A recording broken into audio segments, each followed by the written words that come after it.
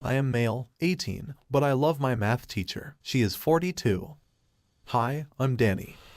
I am not a popular guy in school until recently. Do not think of me as a loner. No, I am not. I have friends, Jeff, Phil, and Bill. They are the best. The four of us had attending school at the bottom of our preference list until some new teachers were posted to our school to replace the retired ones. That was the time I had a change of view about the school. Do not get ahead of yourself. Academics was not the reason for my sudden change of mind. Before I tell you about what made me love schooling, it is good to be familiar with my background. I thought I had been living a normal life. Even to date, not so much had changed. Some people would say I got worse with my weird taste of a woman. I don't care. All I know is that love is in the eyes of the beholder. My full name is Daniel Dawson. I am the second child out of 4 children of Dawson's family. My father is a pilot. He barely comes home. I wonder how he has the time to be with Mum to make us. Even in the festive period, he is either in Italy, Brazil, or one of his weird islands. It is a norm for this family to celebrate Christmas and Thanksgiving without our father. Mum usually defends by saying, he is trying his best, and he is doing all this for the family. How am I supposed to understand that? But I was fine with it anyway. I had only seen my dad physically not more than 20 times, thanks to technology. He now speaks with us regularly, either individually or as a family. I remembered when I got my first opportunity with the school basketball team. I shared my achievement with the family, and luckily for me, Dad got to know. He promised he would be available. I was all optimistic even though I didn't trust him. To be candid, I have never trusted him. How will I trust the person I barely know? On the day of the match, I was aligned with the first team. I looked around for my father. He was nowhere to be found. I was disappointed, even though I was certain he won't come. My mom and my siblings were there to cheer me up. Thank God he didn't even show up. I was awful to the extent that my coach had to sub me off in the first quarter, and he never gave me any chance to prove myself again. That goes my hope of becoming a professional basketball player. We lost the match 102-67. I guessed I wasn't the only bad player on the team. My mom is on another level. She was a nurse before she resigned. Only Dave was aware of that. It was immediately after she gave birth to me that she resigned from the health department. She now has her toys store. It sounds like a masculine job, but my mom is doing great with this. She told us that she resigned from her job and began the toys selling business because she wanted to be there for us since our father is all busy. That is true. We met everything to her. We stayed at her place after school, and we all go home as a family when she is done for the day's work. That had been the norm until we all got to high school. Everyone with his or her own business. We only leave home together but don't come back home as a family. Everyone has now developed their interests. Things are now done individually instead of as a family. My mother tried to return the family to the good old days, but it wasn't that easy. We now have something to care about.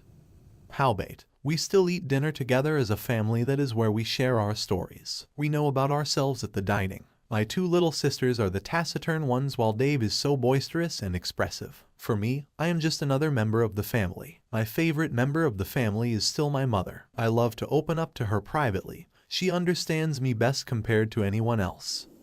My elder brother, Dave, is the perfect example of an elderly figure. He is very accommodating and understanding. Unlike the other 3 of us, he understands Dad better. He even develops likeness for some of Dad's hobbies. He loves visiting new places just like Dad, but had vowed not to become a pilot. To him, that is the riskiest job ever, and to add to that, it won't be the best available job for a family man.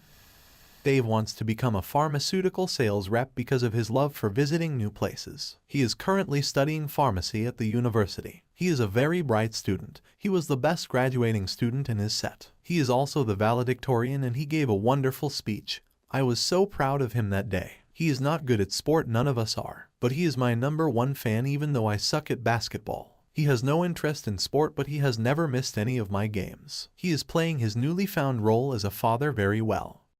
Besides academics and visiting new places, he is also fond of card tricks. My dad was fond of that too. Both of them spent more time doing card tricks. I don't know much about card tricks, but my dad is very good. So is Dave. Dad taught Dave how to go about card tricks and gave Dave his cards, but Dave is now on another level in card tricks. While at high school, he had competed at many levels and he had medals to prove for that. He was the regional and national champion before leaving the school. Our school does not only suck at basketball, it sucks in every game. But the only medals we had won from chess and card tricks were all won by Dave. Before leaving high school, he was a name to reckon with. Who doesn't know David Dawson? Most people expected me to fit into his shoes when he left high school for college, but soon knew they were thinking highly of me. I am nothing close to him, even with the wide difference between us. Dave is very proud of his little brother and I am proud of him too. He means a lot to the family. I had pharmacy as a strenuous course, yet Dave still had time to check on us and share festive moments with us. He is such a darling. Mom would be proud of that kind of son coming out of her vagina. I am proud of being the next. My dad had supported his dreams without asking questions. Dave was the luck of the family. Danielle is my immediate younger sister while Dora is the last. Those two are best of friends. They do things together. Funny enough, they don't share their feelings with either of our parents. Unlike Dave and I, we shared our feelings with Dad and Mum respectfully. Those two share their feelings. I am not proud to be called their elder brothers, because I don't know anything about the two of them. Danielle is in a relationship with one of my friends, Phil. I didn't buy this idea. I almost fought with Phil, but I later got to understand that Danielle liked him. Coming between them will do more bad than good. I quit getting between them and focused on helping them nurture a good relationship. I told Phil that if he breaks my sister's heart, I will break his head instead. Scary, isn't it? I didn't mean it. I was just buffing you now, right? So far so good. The two are doing well in their relationship. I wanted to know more of what was going in between them, but Danielle was not pleased with that action and she is ready to take me up on that. Naturally, Danielle is not a vocal person, but in this matter, she threw tantrums and caused some unnecessary scenes. I quickly calmed myself and never interfered in their matter.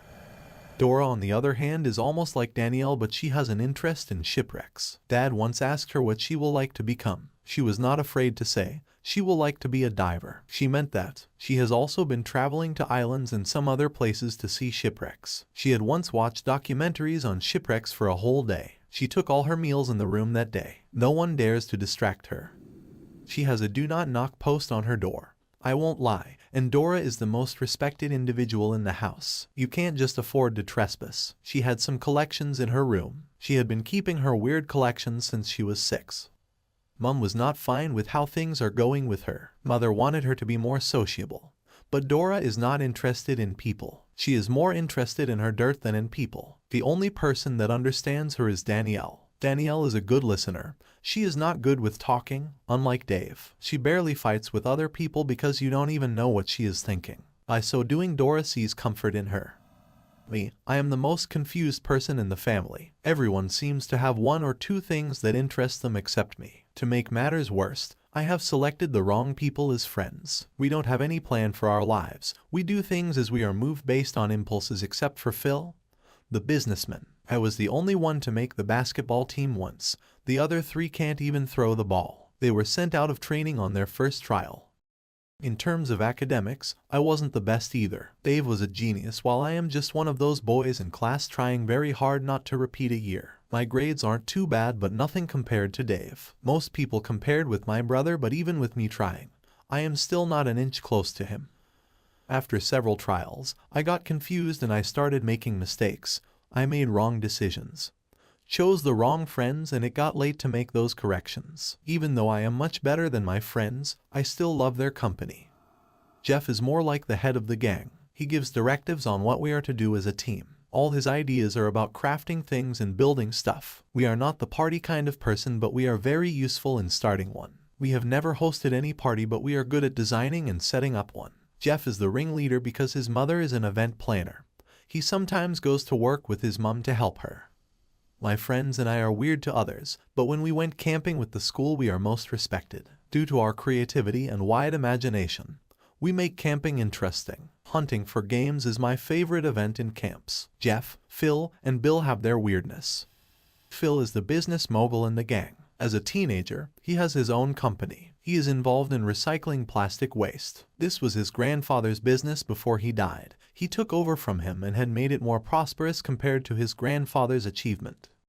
Phil was the black sheep of the family until he discovered his part. Phil is my best friend. We have been friends since preschool. Phil and his family are our neighbors. He is the last child of the family and by far the difference. Every person in their family is in the law firm. But Phil hates the white and black gown. He had been trying his best to be unique and different from other members of his family, and he is successful. Phil even employed Jeff, Bill, and I into his business as part-time workers. What else can a friend do for you? He even pays us handsomely. Such a nice guy. Since I had stopped going to Mum's toy store to help her, I have been going to his place to earn myself some cash. He is now having intimate affairs with Danielle. I didn't like it at first, but as an elder brother, I want the best for my little sister. And more so, Danielle doesn't buy the idea of me muddling in her matters since she doesn't interfere with mine. Bill is like a mind suggestion. He is a politician. He had been involved in so many protests in the past, but the one that he did that gained him national recognition was when he protested against the mayor for his lackadaisical attitude towards the School Child Act. He was optimistic about free lunch for all pupils and students at school. He had written letters, but they were not attended to. He booked an appointment with Mr. President and poured out his mind to him. Mr. President respected his opinion and asked the mayor to put it in place. I was proud of him. He was given a national award for it. Unlike the rest of us, he is in love with history and books. On average, he reads nothing less than 4 books in a month. But the sad part is that they are not of academic importance. Most of the books he reads are usually about politics and history. His favorite subject is history.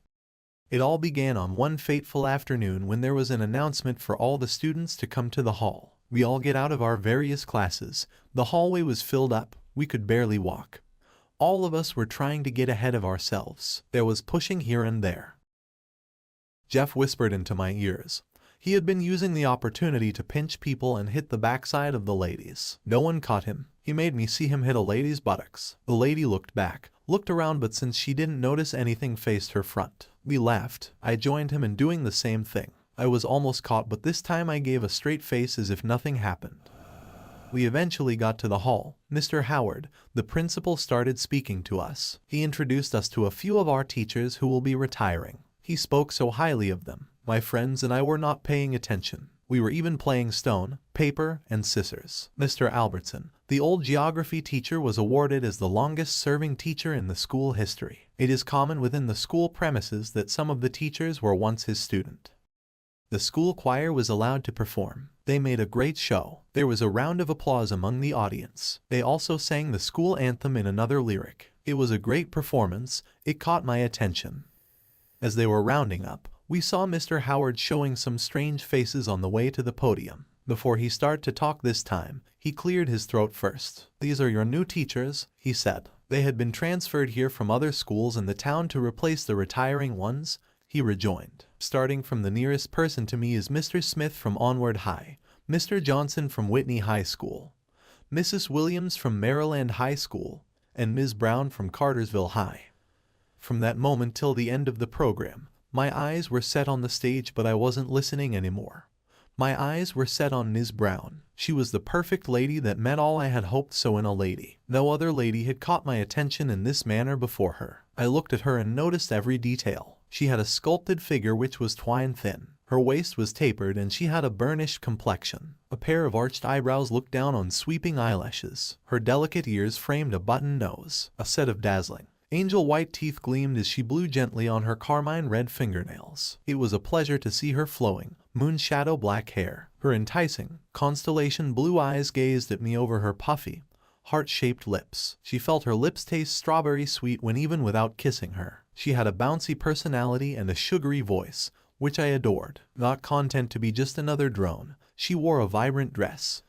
"She's the one. She is the one. She is the one built by God to satisfy me." I kept saying those words to myself. "Hey bro, are you not going home?" That was Bill. The whole place was almost empty, yet I didn't notice. Ms. Brown and the other new teachers had left the stage. Mr. Howard is nowhere to be found. How come I was still seeing Ms. Brown on the stage? I should have left school for Phil's backyard recycling factory, but I didn't. I left school for a home in a hurry. The first time in a long time, I got home with a smile on my face. It was obvious that I was happy. Danielle and Dora asked me who the lucky girl was. "No one," I replied. At the dinner, Mum just smiled at me. When everyone had gone to sleep, I overheard my mum talking to Dave on the phone. "I think he has gotten himself a girl." She was speaking to the other person on the line, whom I assume must be Dave. I lied on my bed. Then there came the next night. I don't know how I got to the countryside, but it was fine since Ms. Brown was there too. The moon's delicate light had just turned the world aflame with silver when I saw her. She had a comely figure which was stem thin. Her curvilinear waist didn't surprise me as much as the saffron tint to her complexion. She must be a native, I thought to myself. Her crescent-shaped eyebrows inclined slightly as she saw me staring at her. I yelped at being caught. Her languid eyelashes of velvet black blinked once slowly as if to invite me over. When I came closer, I noticed her scrolled ears and her elegant nose. She nuzzled me with her nose and I couldn't believe it. It was the custom for her people, I reckoned. It was love at first light. Her luminous, heavenly white teeth flashed as she pawed at me with her film star nails. Her hair was a glorious tumble of starbeam gold and her virility brown eyes set my heart a-thump. Her oxbow lips positively drooled with goodness. Oh, those sugar candy sweet lips, her elegant personality. All mesmerized me. She may not have had a saccharine voice or retro clothes, but what do you expect when two Labrador pups meet in a dog pound? Danny, Danny, Danny. A voice from behind keeps calling my name. The voice sounds familiar, but I am enjoying the figure of Ms. Brown in front of me. Then, I felt a cloth leaving my body. I opened my eyes. It was a dream. Oh my gosh, are you not going to school? My mom asked after she succeeded in waking me from sleep. Get yourself cleaned up. Get dressed and your food is in the kitchen, she said as she left my room. I was about to stand up from bed when I noticed that my short was wet. Oh no, what the hell just happened? I yelled. I had released, and by the look, this can never be a one-time release. Probably thrice or 4 times. It was much and noticeable. The bedsheet is sucked already. I can't leave it like this. I stood up from the bed, took away the blanket and bedspread, replaced them with a new one, run to the bathroom to wash up. I spent most of my time brushing my teeth for no reason. I groomed my hair. This time I changed the style. I get dressed in a well-ironed cloth and a shoe to match, sprayed me and go for my food, then left the house. Normally, I would wait for Bill to knock at our door then join him as we go to school. But today, things were not the same, not even me. Even though I left home without Bill, I still got to school late. Little did I know that he didn't wait for me after knocking at the door several times. Or did he? From the school entrance and through the hallway I was the center of attraction. Everyone was gazing at me. I noticed but pretended I didn't. I found my way to my locker to get some of my things, then came Laura. Not the most beautiful girl in class, but most people say she is. To me, Elle is far cuter than her. I think it is about how yourself. Exactly what I was doing that day. Hi handsome, said Laura. I looked at her as if I had an interest in her. But the truth is I don't, not at all. Laura, what's up? I asked. There is a party at Luke's place this Friday. If you don't mind, we can go together, she requested of me. Oh, Luke's party. Why won't I want to tag along, but I have this thing I want to do. I won't be able to come. I'm sorry, I said as sorry as possible. She sighed. I noticed she was trying to be calm as possible. Okay, what about going to watch a movie with me on Saturday? Then we might spice things up later in the day. He asked of me again. Oh, that too, it is just that. You'll be having something important to do too. She finished my sentence. Exactly, I said scornfully. She hissed and left me there standing. I didn't care about her anyways. I just wanted to see Ms. Brown, that's all. My friends noticed the change and came to me. I would have asked if today is your birthday. But I know you're born in May and this is November. So what is your problem? Asked Jeff. Nothing, I responded. I know you've tried to be cute, but I wasn't expecting you to be this good looking, said Bill. Calm down guys, nothing is up. I just felt like dressing nice today. I retaliated. It is Kike, I have been paying you too much. I will have to reduce your pay by 20%. Phil rejoined. You must be kidding me, I rejoined. So I can't dress well again. That's the problem, Bill interrupted. Are you going to see the mayor? Let me help you out. It was tough talking with those guys. They were determined to stress me out. We moved after a long chat that sounds like a police investigation with me. We got to our class and everyone sat on their seat. I was the center of attention in the classroom. I felt like Dave for the first time. I have never felt that kind of attention before until now. I was sitting gently while the whole class wasn't settled. Our class teacher, Mr. Alexis, came into the class with Ms. Brown to introduce her as our new math teacher. Here she is, I said to myself. I knew it was wrong fantasizing about my teacher, but I can't just help it. My eye was set in her breast. I imagined her being naked, then I concentrated on her nipples. I could figure it out with her dress on. I tried to look at her hips. I guess she noticed me looking at her, but I don't think she minded. After the introduction, Ms. Brown ran a quick test on us. We submitted and she took the sheets to her office. After a few minutes, she called for me. I got nervous. I did the test very well. Or did I impress her too much? I got to her office. I greeted her and she asked me to have my seat. I sat down and gave my test result. I scored 8 out of 10. What do you think? She asked. I need to buckle up, I replied, knowing for sure that wasn't the right answer. You did well, she said. Then she continued, do you know how old I am? 28, I presumed. No, you're wrong, she said. How old are you? I'm 18, I responded promptly. Okay, you're now legal, isn't it? Yes, Ma, I responded, swallowing my spit. I'm 42 years and I was caught looking at me at the class in an unacceptable manner that is bad of you. Do you find me attractive? She asked. I couldn't say yes. I turned my head repeatedly. She stood up from her chair and sat on the table very close to me. She looked directly into my eyes and said, it is not a bad thing if you like me. I looked at her face and nodded my head. She undid a few of her buttons and bent close to me. I could see her big babies. Things are getting tense and I have started getting an erection. No, this is bad. Do you feel like touching them? She kissed me on the lips and whispered to my ears, keep it a secret. She went back to her seat, sat down, and asked me to leave. What just happened? I could not believe what just happened in there. I left, but my mind was not settled. Is this what I think it is? I am attracted to my math teacher. Is she also interested in me, or was she just playing with my emotions? Anyways, I will love to squeeze those babies on her chest and penetrate her. Oh, I am thinking that loud.